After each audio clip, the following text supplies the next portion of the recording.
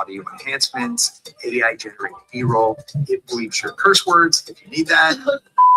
Right? I think the AI is definitely going to choose this clip. This is crazy. All we had to do was talk about it, and Opus Clip does the rest, and then you just schedule it from right here. Wow, I pay $30 every month just for a scheduler. Well, right now Opus Clip is just $14.50, the Pro plan. Definitely choose this clip.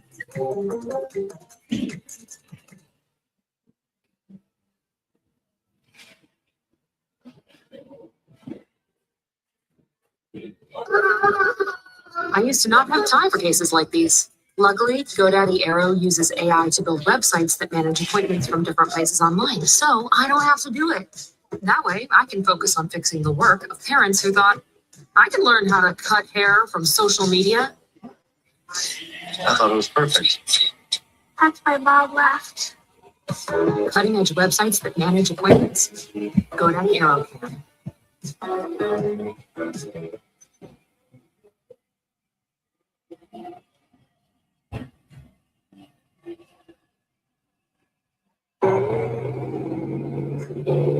One person, the one and only. Who's speaking second for Davey? Who's start giving you a perspective on teamwork. You will not get anywhere else. We do not teach you how to rise to the occasion. What do we teach, folks? What do we teach? We teach you how to fall to your level of preparation. You got to be preparing every day. You got to turn a lifestyle into preparation.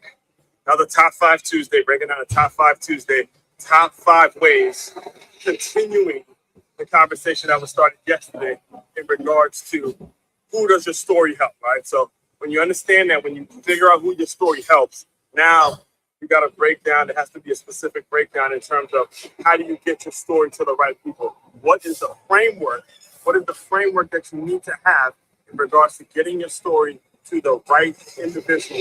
And then when you build a lifestyle off that, when you build off a framework of that, then it doesn't really matter what you're selling as long as you're getting your story in front of the right people. That's the mentality, right? It's not, you don't get your way there through logos, you don't get your way through advertising, you don't get there through a website or whatever other bullshit that a lot of people like to sell you or tell you. You get there by your storytelling, your ability to tell the right story to the right person at the right time and continuously tell it in different formats. All right. So top five ways to get your story to the right person. And again, be sure you like, comment, subscribe, share this out. We'll do a deeper dive on all these points on the live stream about 30 to 45 minutes from this very recording, or you may be listening to this on the live stream now. All right, so here we go. First things first, you got to publicly tell it. You got to tell your story publicly. Understand that just number one, this one in itself is going to be a real challenge, right? You got to tell your story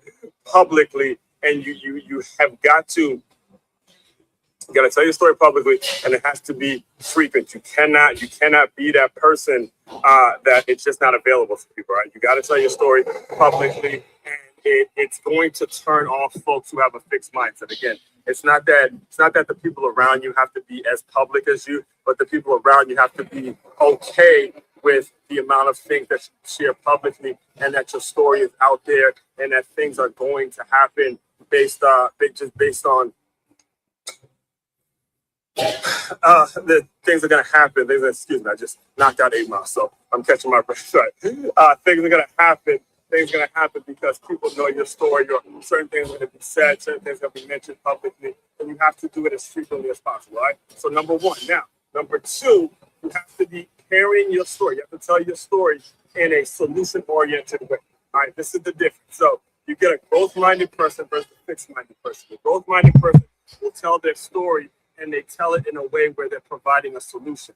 A fixed-minded person is just a complainer. They're telling a bunch of stories because they want people to feel sorry for them, and they want to be comforted with the storyteller. This is why they'll stay and they'll tell stories privately, but they won't actually say it publicly to certain things. Again, it's all a matter of energy. It's all a matter of how you want to do it and how deep you want to go. So number one is you got to frequently tell your story publicly. Number two, you have to pair your story with some sort of a solution, meaning the only reason people are going to give a shit only reason people are going to care about your story is because you've been able to provide a solution with the story. All right. Number three, you got to be, and this kind of all goes in the sequential order. in a way that you have to do it. All right. So number 3, you have to be unapologetic about it. All right. Listen, I made a shitload. I make 2 or 3 mistakes every single day. All right. There's tons of mistakes I've made, tons of mistakes you've made, and you have to be unapologetic about the mistakes you made. Own up to it. Say, hey, I made a mistake. I was wrong about this, and be unapologetic about it. And again, it pairs with the solution-oriented way in which you tell your story. So if you made a mistake about something, own it, own the mistake, own the things that you did wrong, and pair that story with solution. So again, number 1, got to be public. Number 2, it has to be paired with the solution. Number 3, you got to be unapologetic about it. And number 4, you got to understand the certain time frames, the amount of time you take to tell your story. So you got to develop the 4-hour version, the 40-minute version, the 20-minute version, and the 2-minute version of your story. You have to develop a way of saying it quick, long form, and really, really short form to really get you a snippet of it, and then tease people a little more. And then the final one, as always, it's about getting around the right environment to constantly tell stories, right? So again, I'll do a deeper dive on all these points in my live stream and main website to check out to dive deeper into all my work. Again, all of this, everything employee development, all of this leads into a more cohesive workplace and a more cohesive environment where people are continuously getting better. Right? Main website for all of that is makeyourmove.com. That's MakeYamove.com. One-stop shop for your teamwork and your self-development needs. That's one Crookshank you want to know. Check it out. All right. Good morning, good afternoon, good whatever time of day you will be tuning into this. Again, as you heard me say, let me actually reintroduce myself to anybody that is new around here. Name is As1 Crookshank. I'm your one and only Blue Safety speaker, former Division I college football player, and current 6th, you heard me correctly, folks, 6-time published author and educator. Created this whole brand, this whole concept, this whole framework that's all about, this whole business that's all about taking the innovative teamwork lessons that you learn on the football field and applying them to businesses and business owners, so they have a staff and/or a group of employees that moves as efficiently, as cohesively, as passionately, has that same hunger, has that same drive to them as a championship high school or youth football team has. And as you heard today, Top 5 Tuesday, we are re-emphasizing, finishing off the conversation that we started yesterday, which was who does your story help, and giving you the actual framework, the actual 5-step process towards getting your story to the people that it will help. There's an actual way of doing that. But before we get into all of that, again, if you are a business owner, if you are anybody that is really, really struggling with employee development, you're in a situation where you feel yourself not being developed, make sure you head over to makeyourmove.com. That's MakeYamove.com. You can find out all about what we do, everything that we're all about. And again, book your call with me at as1c.com. Again, if you go to as1c.com and you see what we do, you can just hit the link that says, who the hell is As1? Haven't heard of him, don't know who he is, don't know what he's about. All of the information that one would need about an individual before they make an investment or a purchase or whatever, or just even decide they're going to click a follow button. Everything is all right there on makeyourmove.com. Again, as I tell you, regular listeners have heard me say this pretty much every day, and I will repeat it every single day, so you are clear and 100% clear on the same page. You will not meet another As1 Crookshank. It just won't happen. It's not going to happen for you. It won't happen. This is your one and only. This is it. This is the only person you're gonna meet. So as long as you hit the Google and you do whatever research you need to do on me, all of that is available for your, for whatever it is you need before you reach out. All right. So here we go. Right into it. Let's jump right into it, because I'm gonna cut myself off. I always say this, so I'm gonna try to cut myself off at around the 20 to 25 minute mark, because I'm kind of re-emphasizing what we discussed yesterday, which is the top 5 ways in which a story will get to the people who benefit from it. And this is stemming from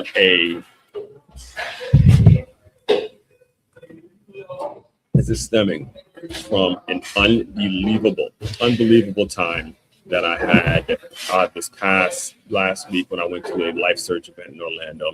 I was celebrating my 37th birthday, and again, you heard me say yesterday, it's 37 going on 17.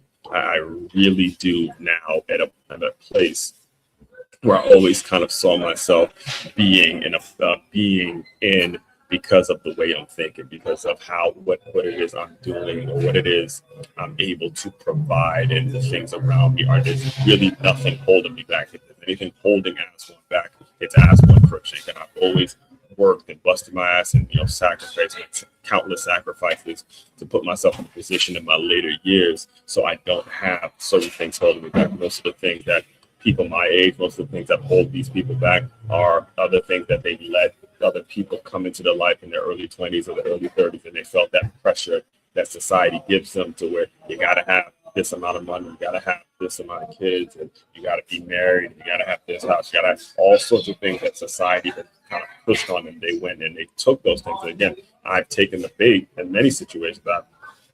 I've been in situations where I could have taken the bait, but thankfully, really thankfully, I was raised in a household where it was a stable environment. My mother and my father and my older sister, the three of them, were able to put some things inside of me and a mentality inside of me that just allowed me to ask certain questions, and allowed me the ability to go and think for myself, allowed me the ability to really look at life and say, hey, is this how you want to live? Well, treat it like a math problem. Right? If this is how you want to live, and this person's in your life with their baggage and their things, if you add up how you want to live versus this person in your life, is it going to get there if you have this person in your life? And again, I was very, very blessed to be in a situation where my mother, my father, and my older sister loved them very much, loved them dearly. They were able to have things happen to them and teach me as the youngest person growing up, saying, hey, you don't want that.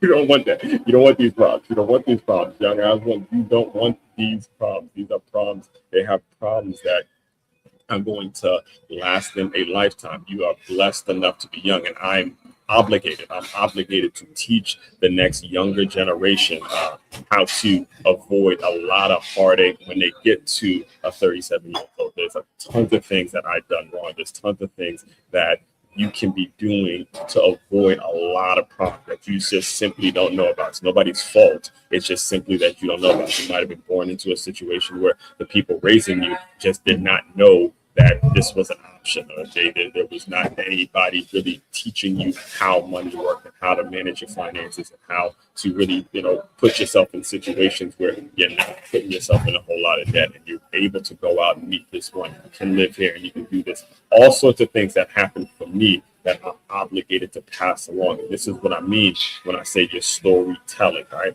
There's a specific way. You can only communicate your story to the people who are listening. See, listen, you can tell a lot of stories. There's a lot of people out there telling a lot of stories and saying a lot of bullshit, but you can only tell the story to the people that are listening. And then the question now becomes, what are you listening to, and why are you listening to it, and what's really hitting you home? What's really hitting home? What's really hitting those triggers? I remember years ago, there was, let me see if I can pull it up really quick. I'm not going to play it because I don't want to get demonetized, but let me see if I can pull it up. It was Alex Rodriguez on the Pivots. Let's see if let me just Google it real quick. Alex Rodriguez. Let's see. Yes. Is this it? Yes. This. No. I don't want it to play. I just want the images. So Google Alex Rodriguez pivot. Yeah, so right here. Yes. So right here. Let me see if I can pull this up. Right here. Again, I'm not allowed to play it because of I don't want to get demonetized. But Alex Rodriguez was on the Pivot. I used to listen to the Pivot quite frequently with Ryan Clark and Shannon Fry and Fred Taylor. And I remember they were talking about his dad and the way he grew up. And A-Rod looked at him. He goes, "Hey man, you're hitting on some really tough triggers right now. You're hitting on some hard triggers when you're asking these questions." And that's what it's meant to be. That's what this podcasting world and everything we have available to us now. Everything since COVID, from live stream standpoint, StreamYard and Zoom and all that, everything is open, and it's up to you to have the courage to tell your story and tell it in a way that's really going to hit the people that it needs to hit. All right. So all that being said, let's jump right into the list today. Top 5 Tuesdays, top 5 ways to get your story to the people who will benefit it from. I looked at this picture and I've used this image a lot when it comes to film such as that. Something about that one just gets me because I remember where I was in life at that point. I usually don't have the beard. The beard is, usually trimmed off, so I was probably on my way to get a haircut soon. The plus LY shirt, this is right there in Snyder Park at West Palm Beach. Something about it, I don't know what it is. I'm not a specialist when it comes to photography. I have a creative itch, but something about that image, I don't know what it is, but I just absolutely love it. If I had to look online, look at all the pictures the images and things I have on my phone with me, and it's not that I'm conceited or anything. It's just in the content creation where you got to kind of capture it. Something about that is one of my favorites. I don't know what it is. I just like it. It could be the water behind it. Could be the story. It just tells the story, right? It tells the story in terms of how I got to Florida, really what the reasoning was when I got to Florida. There was really no plan outside of just he wants a new scenery, loves his football, loves his fitness, loves his Hispanic women. Those were the three pillars of what moved me to Florida. And there's something about that image. I think it's when people look at me and they really get to know me, like really get to know me personally. And you could tell me if I'm wrong, but does that image not just kind of capture my story when you really know? And that's what we're talking about today, right? So anyway, all that being said, let's jump into it. Yesterday's Make Your Move Monday question, asking simple question. It's simple but uncomfortable question. Who does your story help? In that piece, I shared how my 37th birthday spent largely alone ended up being one of the most fulfilling moments of my life. It really was. I was actually, right before this, I was on the phone with my mother. I was telling her, man, we've just come a long way. It easily was one of the most fulfilling 2 days of my life because there was this commitment. You know what I'm saying? Like, really, hear me. There was a commitment I made to myself before that day to put the right people around me, to make sure I went and got myself licensed to get financial education, to make sure I got an RRA in place, to IRA, to get certain things in place so I can set myself up for my 40s. Like there were certain things in place where I was able to sit back and look at the next couple of years that God has given to me, right? And say, what exactly does your future hold? What exactly does it look like? Is it spent with, car payments and mortgages and alimony payments and child support and spending money on a bunch of women? Is it really spent doing that, or are you in a situation now where you can actually go meet someone and say, hey, let's build a family here. Let's go get married. Let's plan a pregnancy, right? Are you in a position to do that versus what a lot of your contemporaries, or versus a lot of your peers are in, of the people your age? What exactly position did you put yourself in? And when I really sat with that all night. I sat with it all night into the next day and on the ride home. And it was like, wow, you're doing it. I used to say it all the time. I remember being in my 20s feeling like, hey, I don't have certain things accomplished and I'm going to be 30 soon. And, that pressure and that myth that everyone tells you. And if I would have succumbed to that, I would have had a huge problem. At this stage, it would have a huge problem because it would have been like Robert Kiyosaki says in one of my favorite books, Rich Dad Poor Dad, you would have been in the rat race. You're not in the rat race. You're running your own race and you're figuring it out as you go. Again, you're owning up to your mistakes. Whatever you did, hey, you did and you own it. But it's such a rewarding feeling when you can get to that place. I'm just telling you from experience. All right. So, all right. One of the most fulfilling, not because celebration, but because of clarity. Clarity is about sacrifice, around purpose, around the realization that once you truly understand your story, you stop needing the crowds. All right. You start needing quality. You stop needing crowds. Stop needing a bunch of people singing your happy birthday and birthday cakes, all that bullshit that comes with it. And you just start needing quality. You start craving quality shit. You start craving quality people, quality advice, quality in your life. You will get to a stage. I swear to God, you will get to a stage. The quicker you can get to the stage where you just get some quality shit around you, then you start really feeling yourself get to another level, right? Blow this up here. All right, so the article wasn't about loneliness, it was about alignment. So today's Top 5 Tuesday is a natural follow because knowing who your story helps is one thing. Actually getting it to them. See, this is what we're going to discuss today. Actually getting the story to the person is a completely different thing. It's actually another. This list, this list does not come from theory. It comes from countless hours of self-development work, hard conversations, public, hear me, public mistakes that I've made, private recalibration, and years of trial and error with building platforms, communities, and systems around my work. Here are the 5 principles that matter the most. All right, so here it is. First things first, tell it frequently. Tell your story publicly and frequently. Tell it publicly and frequently. All right. You have got to get out of the timidness, And I'm not even saying we can even scratch the publicly, but you got to tell it frequently, and you got to tell it as often as you can. All right? Not once, not when it's convenient. Repetition builds the familiarity. All right? Familiarity builds trust. This is where everything starts. You have listen to me, I'll make the camera nice and big. You have zero control over the future. You don't know what's going to happen next. You don't know who someone else knows. You don't know what season someone is in when they hear you speak, read your words, or watch your content. If you aren't telling your story publicly and often, you run the risk of never being discovered by people who actually need you. Silence doesn't protect your story. It buries it. You understand what I'm saying? You don't know who somebody is. No telling who somebody else knows. There's no telling at all who somebody else knows. And if you're not telling it publicly or as frequently as you can, and working sort of like a word of mouth referral type of a system, then you run the risk. You leave yourself susceptible to the person who needs your story, who really needs it, whose life is tied to your dreams. Okay, you run the risk of it not getting to them. So you got to tell it over and over and over and over and over and over again, to the point where you get tired of telling it. You got to tell it. So that being said, number 2 is a process. You can tell it publicly and frequently. Next thing, you have to pair the story with solutions. So a lot of people get it mixed up. You think just talking about the shit is going to solve the problem. No, whatever the story is, there needs to be a solution with it. You got to give a math problem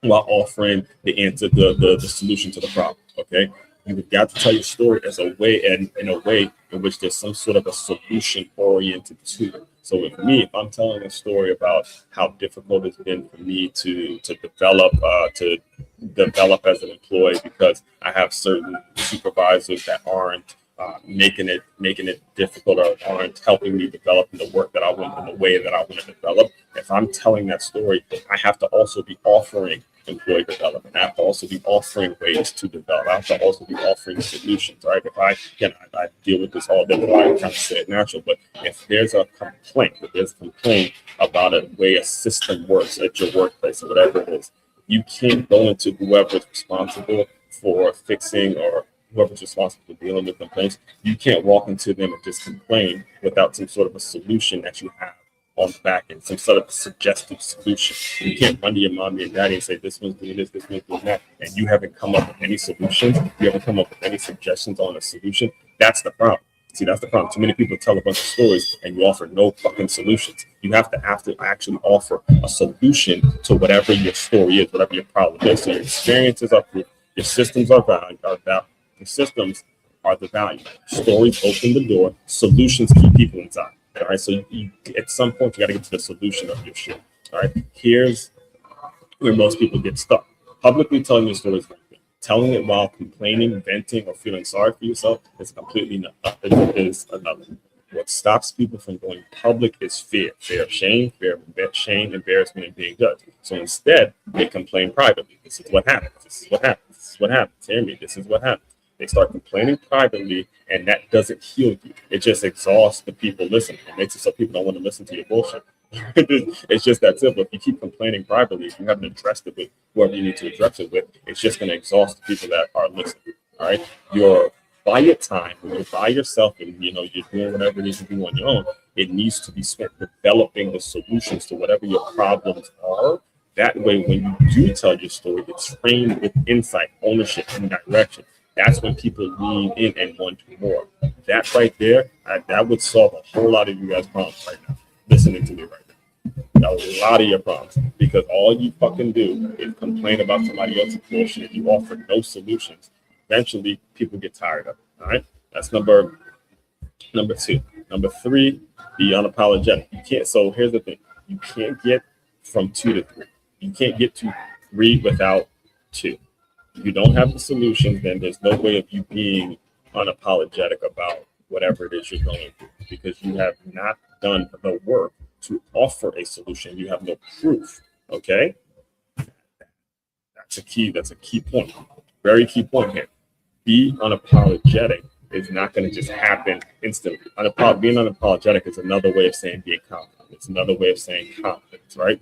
So not everyone is supposed to understand you. That's fine. Not everyone is your audience. Clarity repels the wrong people faster. And that's not just a good thing. It's a very good thing. It's a very good thing to keep the people away from you that aren't meant for your story. Being unapologetic about who you are and what you do exposes the insecurity in others. Some people don't want to learn. They just don't want to hear it. They want the comfort. They want the validation without the words. Right? Those are the people who you want. Those are not people you want in your inner circle. Trust me. Clarity saves time, energy, and emotional bandwidth. All right, big one here. When you go 1 through 3 and you really practice 1 through 3, you will kind of naturally you'll naturally